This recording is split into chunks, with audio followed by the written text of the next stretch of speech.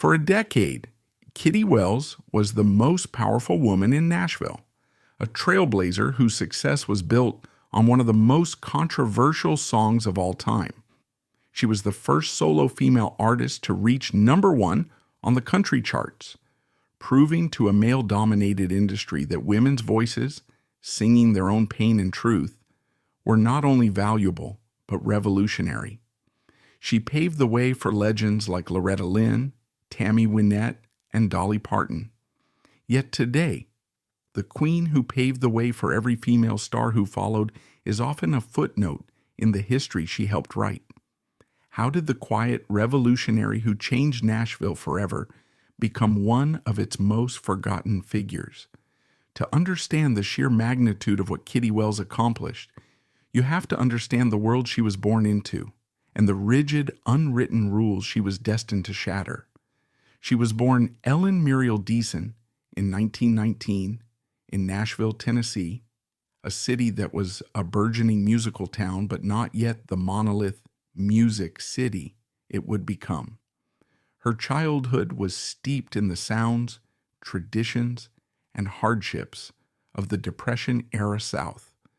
Her father was a brakeman for the Tennessee Central Railroad, and her uncle was a country fiddler. Music was not a profession in their family. It was a part of life, a comfort in hard times, an heirloom passed down through generations.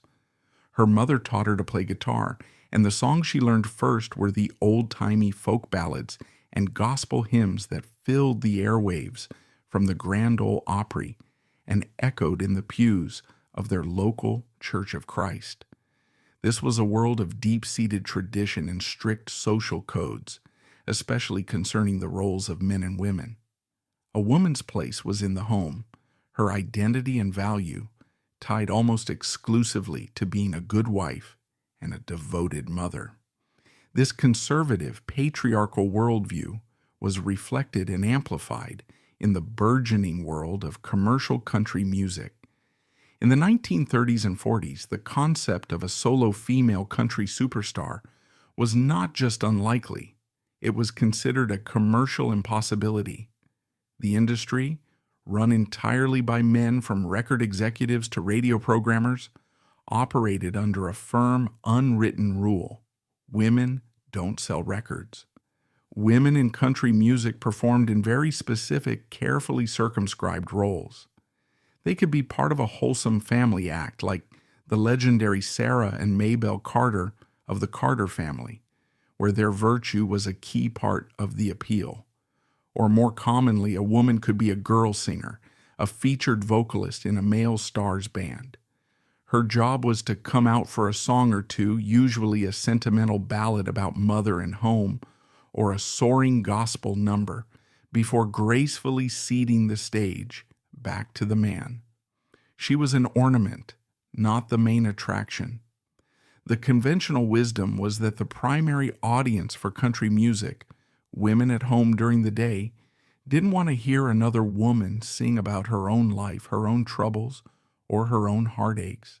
They wanted to hear the strong, authoritative, and sometimes sorrowful voice of a male star. The subject matter of country music was also, emphatically, a man's world. The new popular honky-tonk sound that exploded after World War II was the soundtrack to a new, restless America. It was the music of bars, beer, jukeboxes, and broken hearts, and it was all told exclusively from a man's point of view. Singers like Ernest Tubb, Lefty Frizzell, and the great Hank Williams sang powerfully about cheating, drinking, temptation, and sin, but the women in their songs were often one-dimensional figures, either saintly, waiting mothers, or tempting honky-tonk angels who led good men astray down the path of ruin. It was a world that had no commercial space for a woman's perspective on these adult themes. No one thought a woman could or even should sing about the gritty, complicated realities of life from her own point of view. It was considered commercially foolish, and in many powerful circles, morally improper. This was the silent, formidable wall that Muriel Deason, the quiet girl from Nashville was about to walk up to and with one 3-minute song completely and utterly demolish. The most important event in Ellen Muriel Deason's life occurred when she was 14, around 1933, in the midst of the Great Depression, which left many working-class families in Nashville, Tennessee, facing poverty and seeking joy in local folk music. It was there that she met Johnny Wright, a handsome, ambitious young carpenter, an amateur musician 5 years her senior, who was trying to escape his life of manual labor to pursue his dream of country music, a genre that was emerging from a combination of Appalachian folk, blues, and gospel, reflecting rural and working-class life in the American South. They met through local performances or community music events in Nashville, which had been dubbed Music City thanks to the explosion of WSM radio and the Grand Ole Opry since 1925, which gave young artists like them a platform. This meeting quickly blossomed into a classic teenage romance, built on a shared passion for traditional country music, with family sing-alongs and amateur performances helping them through economic hardship. It was not just a personal love, but also a cultural bond reflecting the way country music of the era was often tied to family relationships with husbands and wives and siblings supporting each other to survive in the young and fiercely competitive entertainment industry. In 1937, on October 30th, just a few weeks after her 18th birthday, she married him in Franklin, Kentucky, a decision that not only marked her personal coming of age, but also reflected the social norms of the 1930s, when young women often married early to settle down, especially in a time when the economic downturn made it difficult to pursue a career. This was more than just a marriage. It was the beginning of a personal and professional relationship that would last an incredible 74 years, a union that would not only shape their lives, but also the entire genre of country music. Johnny was a dreamer, a truck driver and carpenter by day, but with a burning ambition to become a country star, often performing on local radio shows like WSIX in Nashville to supplement his meager income. He, along with his sisters Louise Wright and Ellen, formed a group called Johnny Wright and the Harmony Girls shortly after their wedding in 1937, focusing on 3-part harmony songs in a country gospel style, performing on the radio and touring locally to build a reputation gradually, a popular strategy at the time when radio was the primary means of reaching rural audiences, helping them weather financial hardship by combining music with their day jobs. Soon after, in 1938 to 1939, Johnny formed a more serious duo with his brother-in-law Jack Anglin, a talented singer with a high tenor voice and excellent fiddle skills, who complemented Johnny's baritone style. They called themselves Johnny and Jack. And Ellen? She naturally took on the only role she could, to be the female singer of the band, singing harmony and playing rhythm guitar during performances, a position that reflected the gender stereotypes of the country music industry of the 1930s and 1940s, where women were often limited to supporting roles, facing social stigma for performing solo. It was during this period that Johnny decided that she needed a more memorable, more country-sounding stage name. He borrowed it from a classic, sentimental folk song recorded by the Carter family, Sweet Kitty Wells. And so, Ellen Muriel Deason, a girl from Nashville, became Kitty Wells, the performer. For the next decade and a half, their life was a relentless, soul-crushing, hand-to-mouth grind. They were part of the vast ecosystem of working-class musicians, a step above amateurs, but a long way from stars. They traveled the country in a beat-up car, often with their children in tow, playing for whatever they could get on a seemingly endless circuit of small-time radio shows. They were regulars on WNOX in Knoxville, a major hub. For a time, they were even based in Shreveport, Louisiana, home of the ascendant Louisiana hayride, though they never quite broke into that show's elite inner circle. Kitty would perform her small solo set with the band, raise their 3 children, Ruby, Bobby, and Carol Sue, and dream of a stable life back home. She had a few shots at a solo career. She and Johnny recorded for RCA Victor in the late 1940s, but the records went nowhere. The label executives told her flatly what the industry believed: you're a great singer, but women just don't sell. The failures piled up. The years of hardship, of cheap motels and greasy spoon diners, of being a mother on a tour bus, took their toll. By 1952, Kitty Wells, now 33 years old, had had enough. She was tired. Tired of the road. Tired of the poverty. Tired of the endless, fruitless struggle. She made a decision. She was going to quit the music business for good. She told Johnny she was done performing. Her dream now was a simple, humble one: to be a full-time housewife and mother, to raise her children in a permanent home in Nashville. The future queen of country music had, for all intents and purposes, abdicated her throne before she was ever even crowned.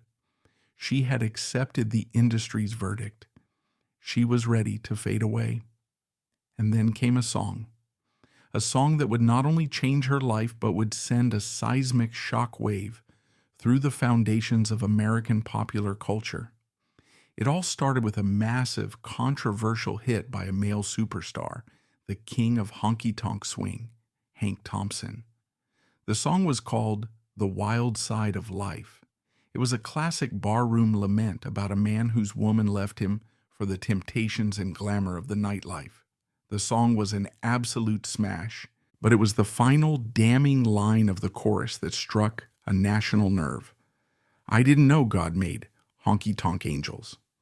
It was a direct, cutting, and deeply misogynistic accusation, placing the blame for a broken relationship squarely and solely on the woman's perceived moral failings.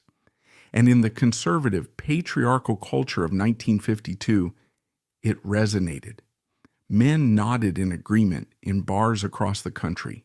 Women bristled at the hypocrisy, at the familiar sting of the double standard.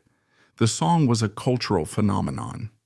In Nashville, a songwriter named J.D. Miller heard the song and felt that bristling anger on behalf of women everywhere. He decided to write an answer song, a direct rebuttal from the perspective of the so-called honky-tonk angel. He cleverly took Hank Thompson's existing melody, a common practice at the time, and wrote a blistering new set of lyrics. He argued that for every woman who went wrong, there was a man who had led her there first. The song's powerful, revolutionary chorus laid the blame right back where he felt it belonged. "It's a shame that all the blame is on us women. It wasn't God who made honky-tonk angels." A shrewd producer at Decca Records, Paul Cohen, loved the song and was looking for a female singer to record it. He offered it to Kitty Wells. Her immediate reaction? A firm refusal. She thought the song was too edgy, too controversial, too confrontational. She was a respectable church-going woman. This wasn't her kind of song. But her husband Johnny, the dreamer, saw the potential. He pushed her, begged her, telling her it was a once-in-a-lifetime opportunity. He knew the song spoke a powerful truth that millions of women were feeling but had never heard expressed in public. Finally, Kitty reluctantly agreed. She would record it, but mostly as a favor to her husband and the producer, for a flat session fee of just $125. She saw it as nothing more than a quick payday. The recording session itself was treated as an afterthought. It was the very last song cut during a late-night session at Castle's studio in Nashville, a piece of filler to satisfy the union requirements. No one, least of all Kitty herself, thought it would amount to anything. She sang it in her signature style, plain-spoken, emotionally direct, with a mournful cry in her voice, but without any vocal tricks or affectations. It was the sound of a weary, dignified woman simply stating her case. She went home that night, collected her $125 fee, and assumed that was the end of it. She was wrong. It was the beginning of everything. When Decca Records released It Wasn't God Who Made Honky Tonk Angels in the summer of 1952, the reaction from the official music establishment was swift, severe, and utterly predictable. The Grand Ole Opry, deeming the song's lyrics as suggestive and its message unwholesome, banned it from their airwaves. NBC Radio, the powerful national network that broadcast the Opry, followed suit. Many smaller conservative stations across the country, fearing controversy and backlash from local church groups, also refused to play it. The song was, by the standards of the day, scandalous. It was a direct challenge to the patriarchal narrative. It was a woman talking back. But the gatekeepers had made a fatal miscalculation. They had underestimated the power of the people, and in particular, the power of the jukebox. While the radio executives were trying to suppress the song, the public was clamoring for it. Women hearing it on jukeboxes in cafes and diners felt a jolt of recognition. It was their story, their frustration. Put to music, they fed nickel after nickel into the machines. They called their local stations, demanding to hear the song that was telling their truth. Men, intrigued by the controversy and the sheer guts of the response, wanted to hear what all the fuss was about. The song began to sell at a historic, unprecedented pace, driven not by industry promotion, but by a groundswell of grassroots demand. It climbed the charts with a speed that left the all-male Nashville music industry in a state of utter shock. In August 1952, it hit number 1 on the Billboard country chart. Kitty Wells, the reluctant housewife who had recorded the song as a favor, had just become the first solo female artist in the history of country music to top the charts. The song that the Opry had banned was now the biggest hit in the nation, and its singer was the most talked about woman in America. The wall had been breached. The industry's most cherished, most profitable piece of wisdom, women don't sell records, had been obliterated. The success was so total, so undeniable that the Grand Ole Opry had no choice but to perform a humiliating reversal. They lifted the ban, and in a moment of seismic cultural significance, invited Kitty Wells to become a member. The very institution that had tried to silence her was now forced to welcome her as its newest and most revolutionary star. The floodgates didn't just open, they were blown clean off their hinges. For the rest of the 1950s, Kitty Wells was the undisputed and dominant force in country music. She rattled off a stunning string of 35 top 10 hits, many of which continued to explore the themes of her first smash. Songs like Paying for That Backstreet Affair, Release Me, I Gave My Wedding Dress Away, and Making Believe gave voice to the cheated-on wife, the other woman, the woman left to pick up the pieces of a man's infidelity.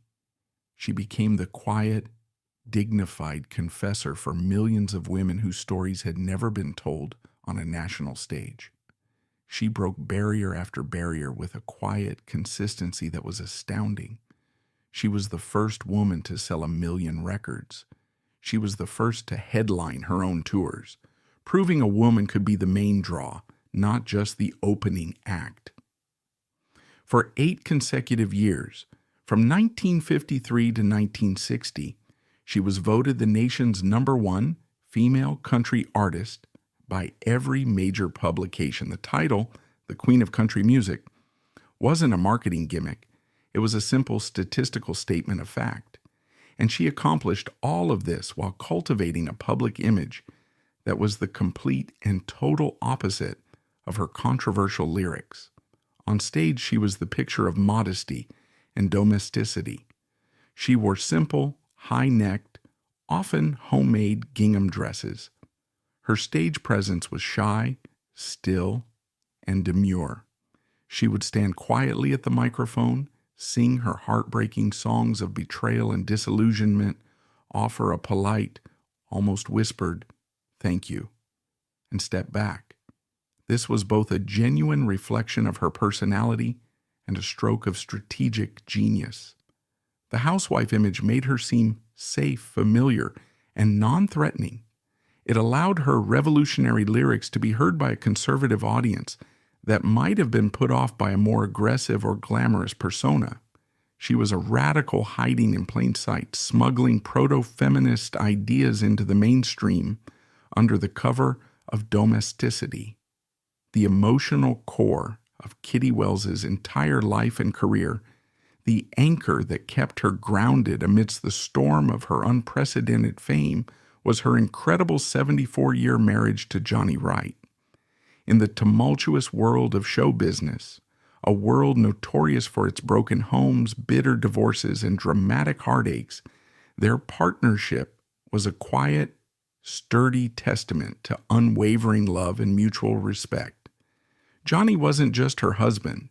He was her biggest believer, her career architect, and her most passionate advocate.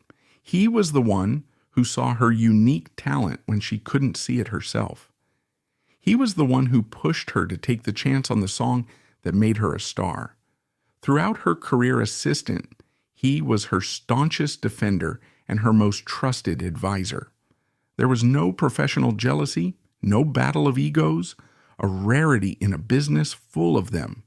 He seemed genuinely, profoundly proud to be the husband of the queen of country music. They toured together for decades, first with his hit band Johnny and Jack, and later after Jack Anglin's tragic death as the Kitty Wells Johnny Wright family show, which included their talented children. This quiet, stable family life was what allowed her to navigate a world she never felt entirely comfortable in. Her offstage personality was a fascinating contradiction to the bold statements in her songs. In person, she was painfully shy, deeply religious, and intensely private. She hated giving interviews and shied away from the glitz and glamour of the spotlight whenever possible. She was a homebody who happened to have a superstar's career. There's a famous quote from her that perfectly encapsulates her spirit. When asked years later if she saw herself as a trailblazer or a feminist icon, she replied with genuine humility, "I wasn't trying to start a revolution. I was just singing what I felt and what I knew a lot of women were feeling. I was just trying to make a living and raise my family." She was the reluctant revolutionary. The immense power of her work wasn't born from a political agenda or a desire for social change, but from an artist's honest empathy. She saw the pain and hypocrisy in the world around her, particularly in the lives of the women she knew, and she simply reported on it in song, giving voice to the voiceless, and she was incredibly gracious and supportive to the women who followed her through the door she had opened. She wasn't a queen who jealously guarded her throne. She was one who gladly welcomed others into the kingdom she had single-handedly built. Kitty Wells lived a long and full life. She died peacefully at her home in Madison, Tennessee in July 2012 at the age of 92 from complications from a stroke. Her passing came just over a year after her beloved husband and partner of 74 years, Johnny Wright, passed away. To many, it seemed like the inevitable end of a great love story. The queen's heart could no longer stay with her king. News of her passing sent shockwaves through the country music community.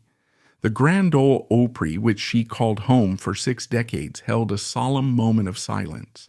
Artists from across generations, from her contemporaries to modern stars, paid tribute, recognizing her as a pioneer who paved the way for all women in the industry. But for her fans, the grief was more personal. Classic country stations across America devoted their entire schedules to her music.